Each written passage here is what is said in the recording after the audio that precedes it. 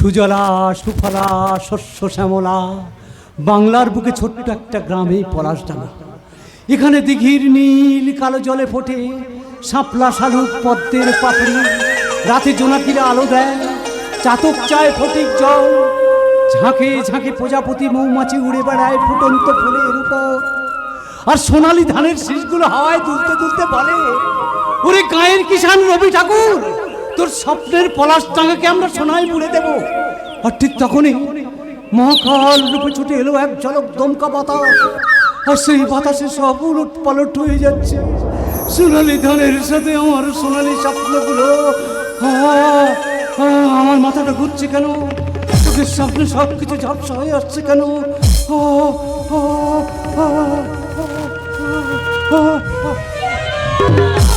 কি হলো খোকা? তুই হঠাৎ চিৎকার করে উঠলি কেন? তোর শরীর কি ক্লান্ত লাগছে বাবা?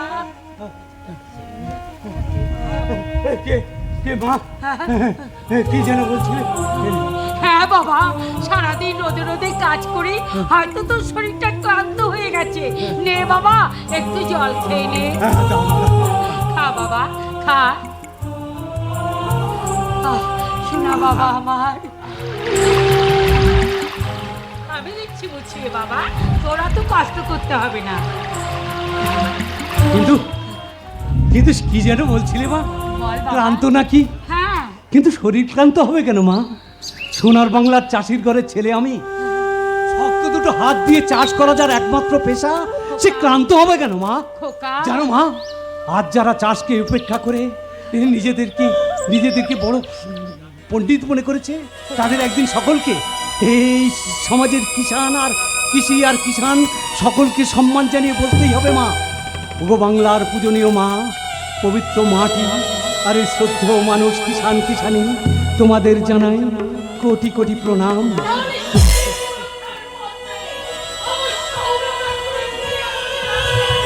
মা কোনোদিন ফিরবে না বলে গৌরব, আমাদের সব চেষ্টা নিষ্ফল হয়ে গেছে বড়দা। শয়তান ধর্মদাস চৌধুরী বুঝতে পেরেছে আমরা যখন সুদেব কাকাকে উদ্ধার করতে পেরেছি, তখন প্রতিমা কোর্টে সত্যি কথা বলবেই। তাই আগে থেকে শয়তানটা মেজদার জামিন করিয়ে নিয়েছি। না বড়দা, না, ফিরে আসবে না। তাই যদি আসতো তাহলে থানা থেকে বাড়িতে না এসে মেজদা ওই চৌধুরী ভিলায় উঠতো না। হ্যাঁ মা, যা চিরন্তন সত্য তাই বলছি। আর এই নির্মম সত্যের মুখোমুখি দাঁড়িয়ে তুমি নীরব নিথর কেন বড়দা? তুমি কিছু বলো। ধীরে ধীরে রান্তায় পরিণত হচ্ছে। এমন একটা জ্বলন্ত সত্যের মুখোমুখি দাঁড়িয়ে মিথ্যে প্রতিবাদের ভাষা একটা মূর্খ ভাইয়ের শ্রদ্ধা ভালোবাসা তার কাছে মিথ্যে হয়ে যেতে পারে, কিন্তু মাতৃদুগ্ধ তার কাছে বিষাদ হলো কেমন করে? লেখাপড়া শিখে সে কেমন করে ভুলে গেল ঘুমে গরিয়সী মাতা, স্বর্গাদুষ্যতর পিতা, জননী জন্মভূমিশ্চ স্বর্গাদপি গরিয়সী।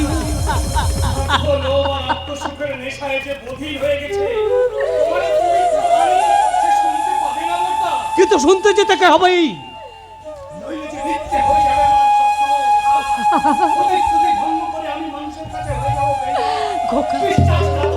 হলেও আমার কিছু করার নেই বর্দা, আমার সিদ্ধান্তে আমি অটল। সিদ্ধান্ত কি তোর সিদ্ধান্ত? ওই নষ্টা প্রতিমাকে আমি বিয়ে করতে পারবো না।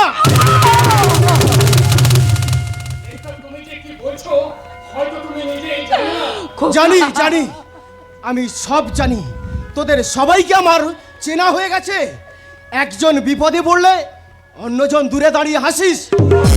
মেজদা, এ কথা তুমি আমাকে যত খুশি পারো বলো মেজদা, কিন্তু মার বড়দাকে এ কথা বলে তুমি তোমার শিক্ষার অমর্যাদা করো না। Shut up! বেশি জ্ঞান দেওয়ার চেষ্টা করবি না। জ্ঞান আমি দিচ্ছি না মেজদা, জ্ঞান আমি দিচ্ছি না। আমি শুধু তোমার কথাগুলো তোমাকে বলছি। তুমি তো বলতে বড়দা আমাদের সর্বত্যাগী মাটির ভগবান। ভগবান? হ্যাঁ, আমাদের দু ভাইকে মানুষ করতে বড়দা যা করেছে সবই তার স্বার্থের জন্য করেছে। কি বললি তুই? এত বড় মিথ্যে কথাটা তুই বলতে পারলি খোকা? যে মানুষটা তোদের দুই ভাইয়ের জন্য রোদে জলে বৃষ্টিতে ভিজে বটে সোনা ধান ফলিয়েছে। যে মানুষটা তোদের দুই ভাইয়ের কথা চিন্তা করে আজ পর্যন্ত বিয়ে করলো না, সেই মানুষটাকে তুই এত বড় কথা বলতে পারলে? বিয়ে বিয়ে বিয়ে করবে কেন? নিজে বিয়ে করলে ভাইয়ের বউগুলোকে ভোগ করবে কেমন করে?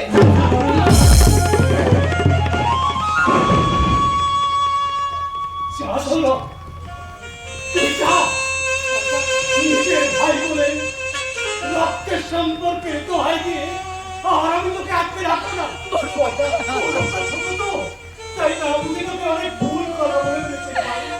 তাই বলে আমি তোর কাছে হাত জোড় করে ক্ষমা চাইছি, হাত জোড় করে ক্ষমা চাইছি।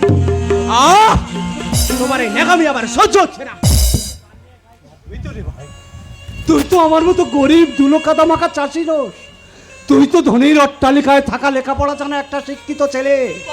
দুদিন পরে হয়তো অফিসার হবি, তখন হয়তো আমরাই তোর পায়ের নিচে বসে করুণা ভিক্ষা চাইব।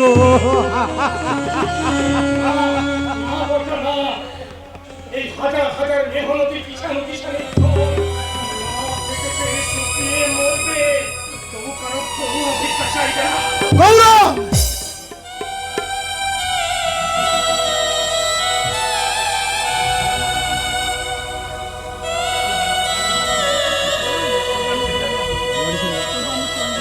তবু তোমাদের কোনো বাধা আমি মানবো না। আমি এ বাড়ি থেকে চলে যাব। না খোকা না, আমি মা হয়ে তোর কাছে অনুরোধ করছি বাবা, এত বড় মিথ্যে বদনাম দিয়ে তোর জন্মভূমি এই মাটি ছেড়ে তুই বড় লোকের পিঠে চলে যাস না বাবা, তুই চলে যাস না। বাধা দিও না মা, বাধা দিও না। দেবতাকে ওই ভাষায় অপমান করার পর সে দেব মন্দিরে আর তার স্থান হতে পারে না। গৌরব, যাও যাও মেজদা যাও। কি হলো, এখনো দাঁড়িয়ে রইলে যে? এরপরেও এই বাড়িতে দাঁড়িয়ে থাকতে তোমার লজ্জা করছে না? করছে না, করছে না, কারণ এ বাড়িতেও আমার সমান অধিকার আছে।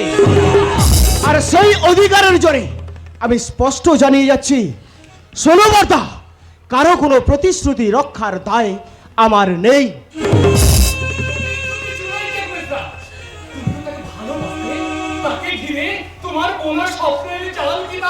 ছিঁড়ে গেছে, হ্যাঁ, তার চরিত্রহীনতার উদ্দাম স্রোতে তা ছিঁড়ে গেছে।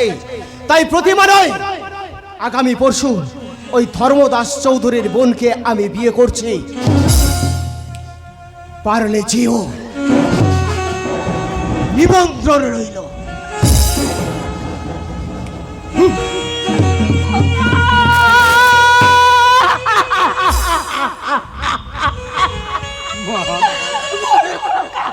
মাগো, আমারই ভুলে সুখের স্বপ্ন দেখা একটা অসহায় মেয়ের হা করে পড়ে গেল মা।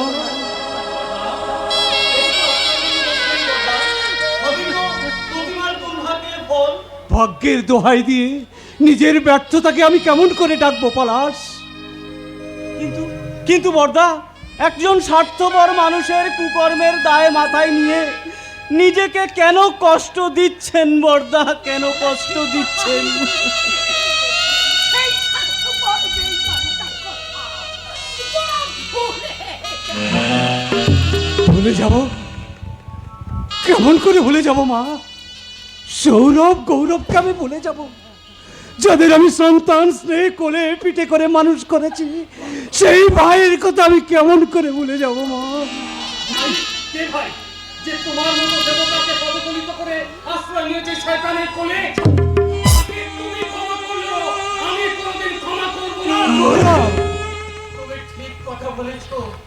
আমার মতো এই গরিব চাষিদের শুধু তুমি কেন, এই জগতে কেউ ক্ষমা করবে না। ভুল বুঝেছো ঠাকুরপো, তুমি ভুল বুঝেছো। আমার গৌরবের বিচারে তোমাদের কোনো দোষ নেই গো। আর সেই জন্যই তো মৃত্যু ভয় উপেক্ষা করে ধর্মদাস চৌধুরীর বাগান বাড়ি থেকে তোমাকে উদ্ধার করতে গিয়েছিল। আমাদের এই খান খান হয়ে গেল এই বাবা ঠাকুরের সোনার সংসার, সোনার সংসার। এই জন্য আমি দায়ী বটে, এই জন্য আমি দায়ী। আমার জন্য আপনার সংসারে আজ এই হালাত। আপনি আমায় ক্ষমা করে দিন বর্দা, আপনি। ওঠো বোন ওঠো, ক্ষমা তোমরা চাইবে কেন না? ক্ষমা তো চাইবো আমি, প্রতিশ্রুতি ভঙ্গের অপরাধে। প্রতিশ্রুতি? হ্যাঁ প্রতিশ্রুতি। আমি যে কথা দিয়েছিলাম প্রতিমা হবে এ বাড়ির বউ। ভুলে যান, ভুলে যান বর্দা, ভুলে যান। যা হওয়ার নয় সেটাকে মনের মধ্যে পুষে রেখে কি লাভ বর্দা, কি লাভ আপনি বলতে পারেন? গৌরব, গৌরব, গৌরব, তুই পারবি তোর এই অসহায় দাদাকে একটা পথের সন্ধান দিতে? তোমার মতো রামচন্দ্র দাদার ভাই লক্ষণ আমি, তাই কোনো পথের সন্ধান দিতে পারবো কিনা জানি না, কিন্তু তোমার মর্যাদা রক্ষার জন্য আমি শুধু স্বর্গে নয় নরকে যেতেও প্রস্তুত। নরকে নয় ভাই, নরকে নয়, আমি তোকে স্বর্গের পথের সন্ধান দেবো। বর্দা। তুই শুধু আমার কথা দে, আমার কথার মর্যাদা রাখতে তুই। আমি প্রজ্বলিত অগ্নিকুণ্ডে প্রবেশ করতে পারবো, সুউচ্চ পর্বত সিংহ থেকে মহাসমুদ্রে ঝাঁপ দিতে কোনটা বোধ করবো না, আমার এই তুচ্ছ জীবন দান করে। না ভাই না, এই জীবন দান নয় রে ভাই, জীবন দান নয়। নতুন ভাবে জীবন শুরু করে দাদা মানে এই সংসারের মালক্ষীর আসনটা তুই পূর্ণ কর। মানে আমি প্রতিমাকে তুই প্রতিমাকে তুই বিয়ে কর।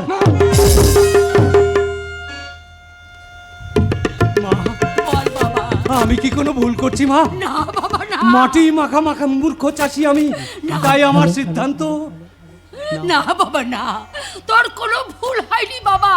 তুই যে মাটি মায়ের কোলে, মাটির ভগবান। না মা না, তুই যে মাটির ভগবান। না মা না, আমি ভগবান হতে চাই না, আমি মাটি মায়ের অবোধ সন্তান। তাই তোদের দুজনের কাছে আমি করজোড়ে জানতে চাই, তোরা বল এ বিষয়ে তোদের মতামত কি? গৌরব, দেবতার আদেশের উপরে আমার কিছু বলার নেই। প্রতিমা, প্রতিমা তুমি ও যে এতখানি সৌভাগ্যবতী হবে ও নিজেও কল্পনা করতে পারেনি বর্দা। তাছাড়া তোমার আদেশে যে আমার মায়ের স্বপ্ন সফল হতে চলেছে বাবা, স্বপ্ন সফল হতে চলেছে। তাহলে আর শুভ কাজে দেরি কেন কাকা? সকলের স্বপ্ন একসঙ্গে পূর্ণ করতে আগামী সোমবারই হোক গৌরব আর প্রতিমার বিয়ে। হ্যাঁ, তাই হোক।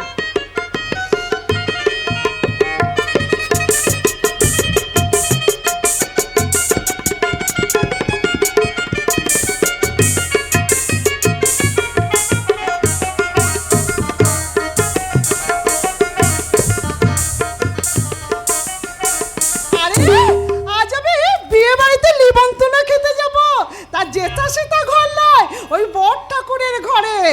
তাই আমার স্বামীকে বলে দিয়েছি আজ আমি না ওই কাদা মেখে মাছ ধরতে পারবো না, কাল মাছ যদি ধরতে হয় তুই একা যা। নিশ্চয়, তুই কেন মাছ ধরতে যাবি? হ্যাঁ, কিসের অভাব তোর? তুই একবার হাঁ করলেই তুই আমার সব আমার ঘুচে দিবি, তাই তো? তবে নয় তো কি, বলে রাখ কি কি আনতে হবে। এই ধর আয়না, চিরুনি, গন্ধ তেল, স্নো পাউডার, লিপস্টিক।